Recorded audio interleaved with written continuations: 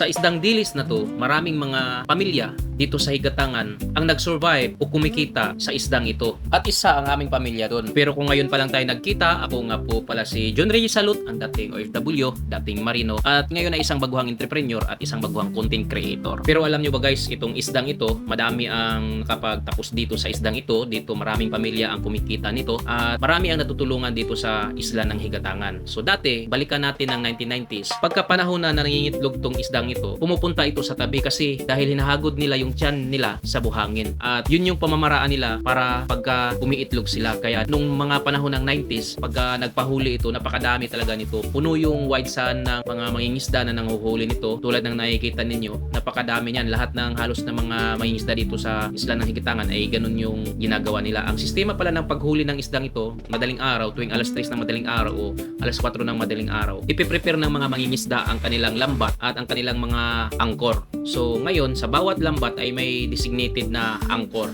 Ngayon, pupunta doon sila sa medyo dulo o may kalayuan doon sa pinakadulo ng white sand. Doon namin inaarya yung lambat at doon din namin inaarya yung angkor. Dapat nakatali yung lambat doon sa angkor para hindi ito matangay sa agos o sa current ng dagat. At yung lambat ay inaarya namin yan bago pa sumikat yung araw. Kailangan may arya na namin yung lambat bago pa sumikat yung araw. Mga bandang alas 6 o alas 7 ng umaga, yun aahunin na namin yung lambat. So kung ano yung nakikita nyo, ganyan yung sistema nung pagkahuli ng isda na yan. So yan yung kung sa English ay tawaging anchovy. At dati guys kung nagpapahuli talaga yung isda na yan, kung season ng kanilang pangingitlog ay napakadami talagang tao dyan sa white sand. Tuwing umaga punong-puno lahat yung buong white sand ng Higatangan dahil sa pinapagpag namin yung isda na nahuhuli ng lambat. Hindi katulad sa nakikita nyo, iniisa-isa lang nila sa pagtanggal dahil sa kukunti lang yung huli nila. So ganun ang sistema ng pagtanggal ng dilis o ng anchovy pagka nahuli sila doon sa lambat. So dalawang sistema nung pagtanggal, ipapagpag or tatanggalin isa-isa. So kung makikita natin, tinanggal nila isa-isa dahil sa yun nga kukunti lang. Matagal ng panahon na hindi na bumalik nung ganung karaming dilis dyan sa Higatangan Island. Kung balikan ko yung panahon ng mga 90s, napakadami talaga. Halos lahat ng mga bangka na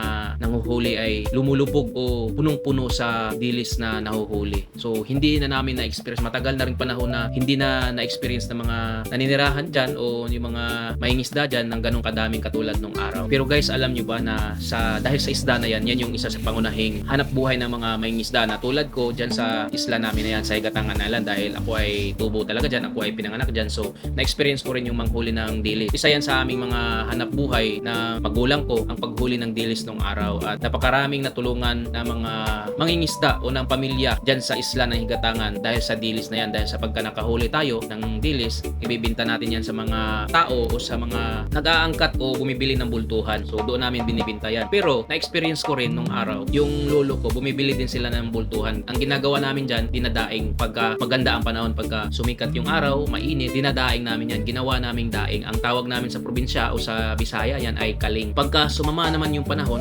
pagka panahon ng tag-ulan, ang ginagawa namin dyan ay ginagawa naming bagoong o ginamos sa Cebuano o sa Bisaya, ginamos. At inabutan ko lang sila dyan guys dahil sa umuwi ako ng isla at nakita ko yung mga iilan sa mga ingisda na nanghuhuli ng dilis. So nadatnan ko sila sa tabing dagat at yun nga, meron silang huli pero kukunti. At tinanong ko yung mga mangingisda, talagang matagal na panahon na hindi talaga nagpahuli ng katulad nung dati na halos sa isang lambat nakakahuli sila ng mga nasa 5 timba, 10 hanggang 20 na timba na dilis. So napakadami talaga nung araw. At ngayon kung nagpapahuli man, pakunti-kunti na lang, hindi na katulad nung dati. At isa lang yan sa pangkabuhayan dito sa isla ng Higatangan ay ang paglalambat ng dilis. At napakarami pa ditong klaseng pangingisda. May kawil, mayroong mga malalaking lambat. So napakadaming style o klaseng paghuhuli ng isda o pangingisda dito sa isla ng Higatangan. At dahil sa isda na to, napakadami ding mga kabataan o mga kasabayan ko nung araw ang nakapagtapos ng dahil sa isda na to. Dahil sa pagka nagkataon na maraming huli, nakakapagpaaral yung mga magulang nila sa kolehiyo ng dahil sa isda na to. Dahil dati kasi matagal ang panahon ng kanilang season kung nagpapahuli talaga ang isdang ito. Matagal total. May mga income talaga ang may isda pagka nagpakuha itong isda na to. At sana balang araw maabutan ko rin kayo sa pagbalik ko dito sa isla na katulad nung araw na napakadami talaga yung mahuhuli natin. At yun nga, sana'y makakahuli din tayo ng dilis na katulad nung dati na napakarami at maabutan natin sila dito sa isla ng Higatangan para maipakita at may share ko sa inyo kung paano talaga ang sistema at papakita ko sa inyo sa ilalim kung gaano karami kung maabutan natin o kung babalik yung panahon na magpapahuli o magka-season na naman ng paingitlog ng isda na to dito sa isla ng Higatangan.